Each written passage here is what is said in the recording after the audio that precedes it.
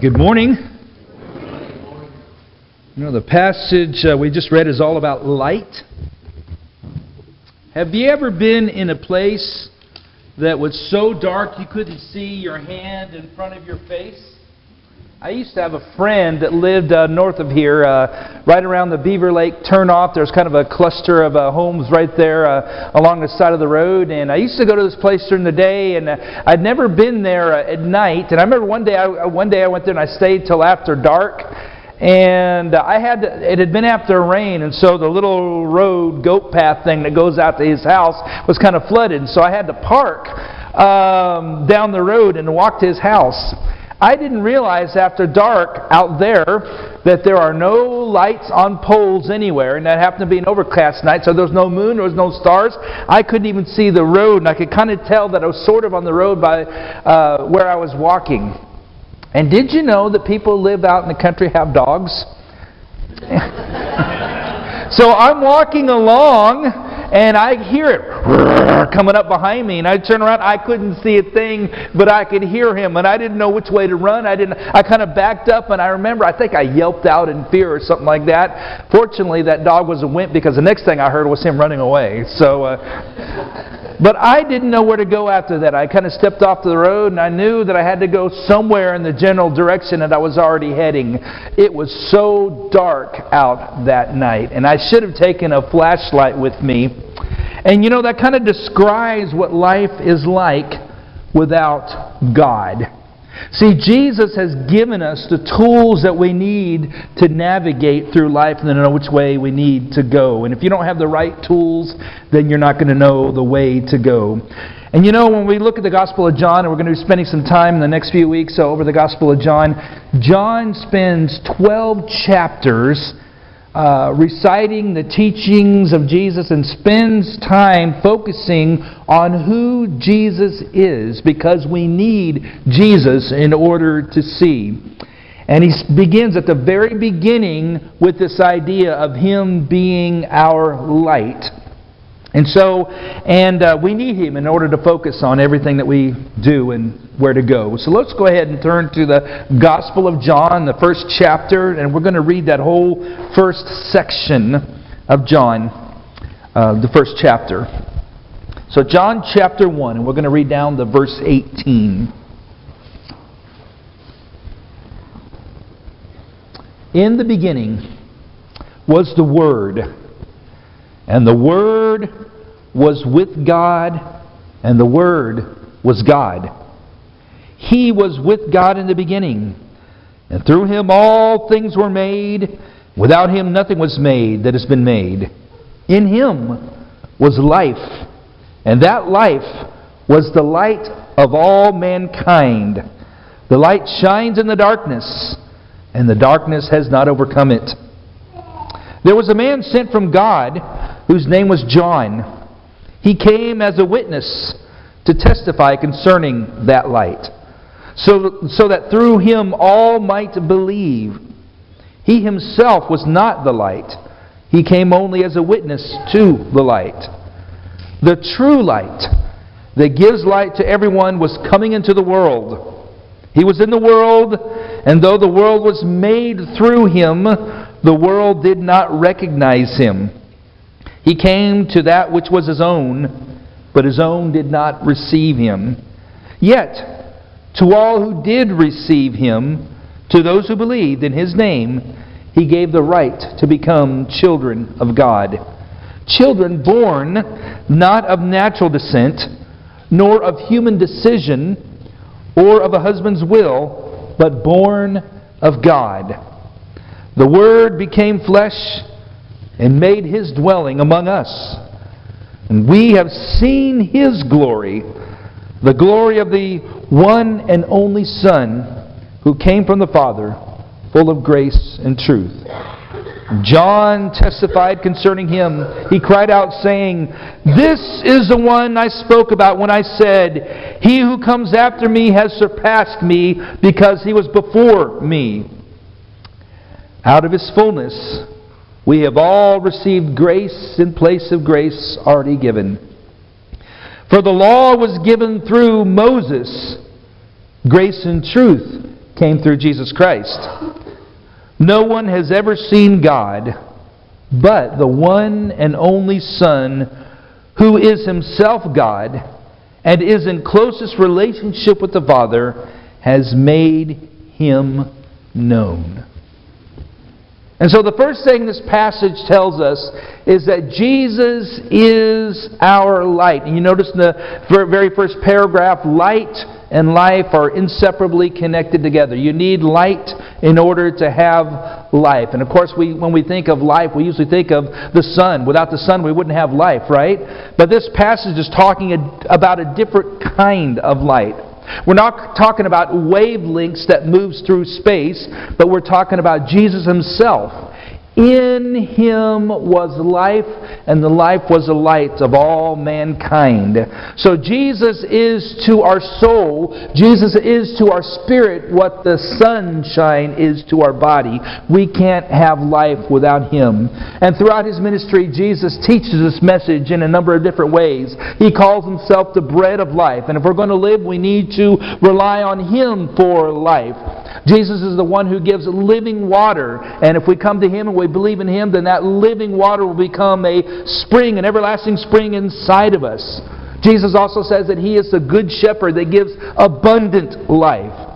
He prays this prayer to God and reminds us in His prayer that eternal life is knowing God and His Son whom He has sent. He is the light. In fact, the passage says He is the true light. And I thought about that. True. Why true light? There's just light, right? Is there such thing as false light as well? If there's true light, then that implies that there's also an untrue light or a fake light. And it says here that the true light is coming into the world and it gives light to everyone. And I can't do that here because we have windows all over the place, but I kind of wondered what it would be like if we turned out all the lights and the windows were all blacked out, what it would be like in this room. Actually, there'll be probably a little bit of light from the exit signs, but if you could black all of that out and turn all the lights out, and there's no light in the room. And then if you were to turn on, you ever seen a black light before?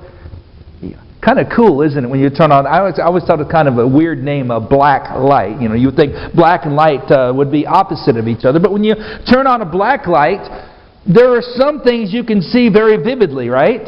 I can remember when we were a kid and we'd have, when strobe lights were in and all those colored lights, and we'd turn on the black light and you would smile and you'd see bright teeth shining out of your mouth. And if you were wearing something white, it would show up really bright. But there are other things in the room you could barely see, if at all. And that's kind of what I thought about when I thought about this true light and this other kind of light. You see, because if you have an untrue light, it would be very selective. It would only highlight some things, but not highlight all things.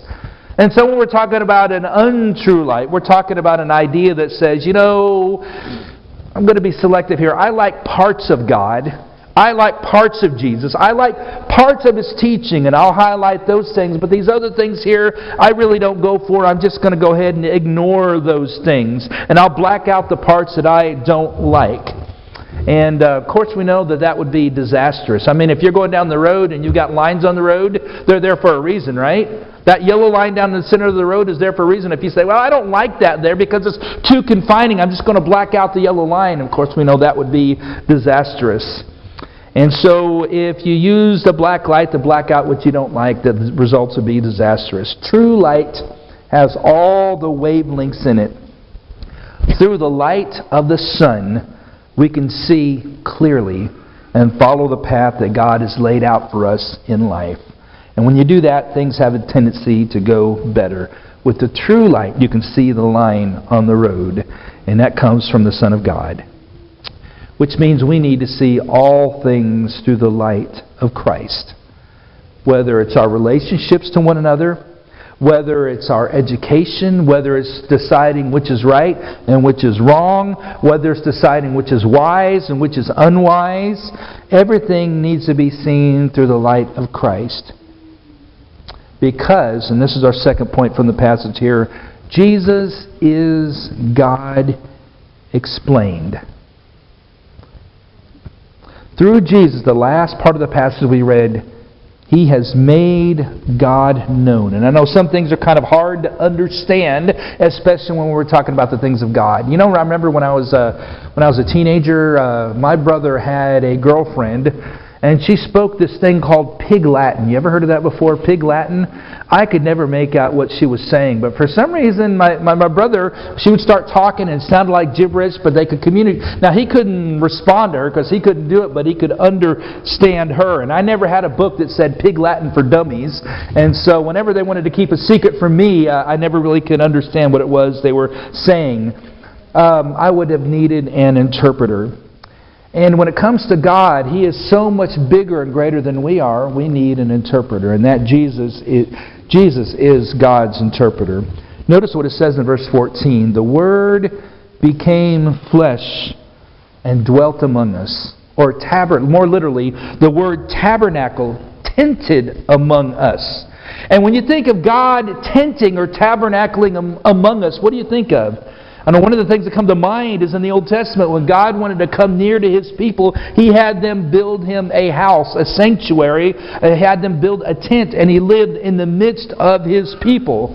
And you know, that I think would have been kind of a scary place, because that was the glory of God. When God came down, remember, there was fire and smoke and lightning and thunder, and when God spoke, the people trembled. They didn't want to hear the voice of God anymore because it frightened them. And no one was allowed to go into the tent. No one was allowed to touch those holy things. In fact, your life might be taken from you for touching those holy things. But now, according to what we read here, God is tabernacling in Jesus among His people. God is tabernacling in a human body. And instead of thunder, smoke, and lightning, and the threat of death for touching the tabernacle, we have people crowding around Jesus just to get a look at Him, just to hear His teaching, and sometimes even to touch Him so that they could find healing.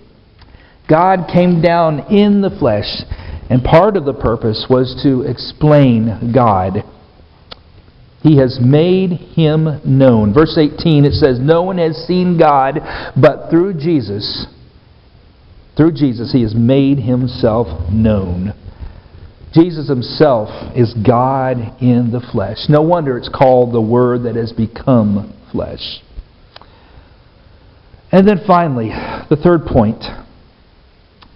Jesus is God come near. You know, in the book of Matthew it says, you shall call His name Emmanuel, which means God with us. Think about that just for a minute. How amazing is that? God with us. God came near in a human body. And I used to hear people talk about, I feel so distant from God, and you may have heard people say this. Well, if you're distant from God, well, it wasn't God that moved, right? It wasn't God that moved. I moved. But here's the amazing thing about this. Think about the story of God and His people throughout Scripture and how much they kept moving away from God. And what does God do in response? It dawned on me looking at this passage, God just didn't stay still. God moved too. But He moved toward His people who were moving away from Him. He was pursuing His people. And the amazing thing is that as man tries to move further away from God, God moves closer to man. He came down and He came near to Abraham and made a covenant with Abraham. He came near to Israel and had them build a tabernacle, a sanctuary for His people. And now He comes near in the person of Jesus Christ, God in the flesh. I remember coming across a poem written in the late 19th century by Francis Thompson. I didn't know who the author was until I looked it up, but I heard the title. You may have heard it before, The Hound of Heaven. And in this poem, I'm not going to read it because it's several pages long, but in this poem, he describes apparently his own experience where he spends his entire life trying to find joy, contentment, and meaning everywhere except but in God. And he describes how everywhere he goes, everywhere he turns, right on his heels is the hound of heaven, is God pursuing him and reminding him and showing that all these things that he's looking at, they all come up empty. And in the end, toward the end of the poem, he describes now how he is ruined and destitute, and still on his heels is God pursuing him, saying, I'm the one that you've been searching for all along. I'm the one that you need. And now the hound of heaven has come down in the flesh in Jesus Christ. He is God come near. And I've been thinking about that. God come near. God is near. The Lord is near. How does that affect me? Do I believe that He has come near, and do I believe that He still is near? A couple of passages came to mind. James chapter 5 tells us to be patient. It tells us in verse 7 and through 9, do not grumble against one another, brothers and sisters, or you'll be judged. The judge is standing at the door. In other words, be careful how you act toward one another, because God is near. He is right there. And one of the things I thought about is our grandkids that we had recently. And I realized that my voice and my little grandson's hands have a rubber band tied to it. You know what I'm talking about? Okay, he's not supposed to get into the trash can, and when he thinks no one is looking, and he gets close by, and his hand reaches over there, and he starts touching it, and I said, and that rubber band, it snaps right back. It's kind of comical. And it snaps back every time he hears my voice. And if he knows that I'm looking, he doesn't get into it. Remember that the Lord is near. Kind of the same thing. But here he talks about be careful how you treat one another, because the Lord is near. Have you ever had that stressful time when you're trying to get your kids ready for church? You know what I'm talking about? Everybody's mad at each other, and your kids are sitting at the breakfast table. He's looking at me, and so you build a wall of cereal boxes so you can't see each other. You know what I'm talking? Yeah, some of you know what I'm talking about. And then everybody's in a sour mood, and you get into the car. Everybody's in a sour mood, and then when you get around other people, you smile, and you're somebody completely different. And why do we do that? Or maybe we're mean at home. We get angry. We're mean to our kids. We're mean to our spouse. We're mean to each other. And then when a neighbor comes knocking at the door, all of a sudden we're somebody completely different. Why? Because somebody is watching. Because somebody has come near. And this passage reminds us that the Lord has come near. And so the Lord is always near. And so if I really believe that the Lord is near, and the Lord is right there, then that should affect how I treat my wife. It should affect how we treat our spouses, how we treat our children, our neighbors, how we treat one another, because we know that the Lord is, nobody else may be around, but the Lord is always near. And then I also thought of this other passage. Philippians chapter 4 and verse 4 says, let your gentleness be evident to all. The Lord is near. Do not be anxious about anything, but in every situation by prayer and petition with thanksgiving present your requests to God. In the middle of all that it says, the Lord is near. How should that affect me? Let your gentleness be known to all people, because the Lord is near. Be thankful for all things, even when you're making your requests to God, because the Lord is near. Rejoice in the Lord always, because the Lord is near. Don't be anxious for anything, because the Lord is near. Jesus said, surely I am with you always, even to the end of the age. And the question I have to ask myself is, do I believe that? That He truly is with us always, even to the very end. And how does that affect me? If I forget that the hound of heaven is on my heels, then life may indeed become dark. I may forget how I need to go. I may forget how I need to act. It may affect my attitude. I may become full of anger. I may become full of complaining. I may become discontent, and that could affect the people around me. I may get to the point where nothing makes me happy because I forget the hound of heaven is on my heels. But He is near. He is near. He is all I need. He's near. He's my life. He's my joy. He's my peace. And He's right there with me through all things. And so, I want to encourage you, if you feel a darkness around you, if you feel that sense of hopelessness, if you feel that sense of anger or that lack of peace, if that darkness has enveloped you, then take hold of the hope that He's given to you today. And take hold of this message and be reminded that the Lord is near.